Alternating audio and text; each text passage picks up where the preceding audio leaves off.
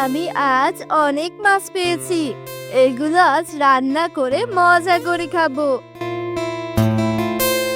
বাবা, ঘরে চাল ডাল কিছুই নেই। কি যে করি আমি, আমার হাতে টাকা করি কিছু নাই। ভাবতাছি বাড়ির পেছনে জমিটা বিক্রি করে দেব। আরে বাবা, কি বলছো? আমাদের একটাই জমি, ওটা বিক্রি করলে আমরা চাষবাস করে খাবো কি?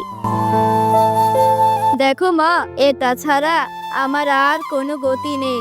আর এইদিকে আমাদের ঘরে চালটাও ফুটো, চালটা সারিয়ে তুলতে হবে।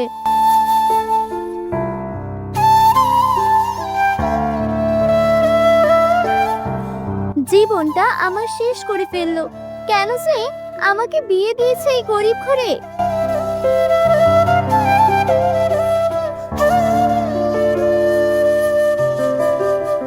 আর এইভাবে আমার দিকে তাকিয়ে না থেকে মাছগুলো বিক্রি করে আসো। যা টাকা পাবো তা দিয়ে সংসারের কিছুদিন ভালোভাবে চলবে। মা, তুমি বাবাকে এভাবে বকছো কেন?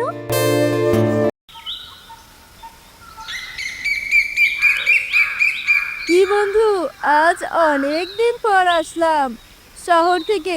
তা তোর দিনটাও কেমন কাটছে? আলহামদুলিল্লাহ, ভালো। তা এতদিন পর তোর আমার কথা মনে পড়লো? আর বলিস না, বন্ধু শহরে যে ব্যস্ততায় থাকি, সময় মেলে না। তো বন্ধু, এবার তবে খাওয়া দাওয়া করা যাক।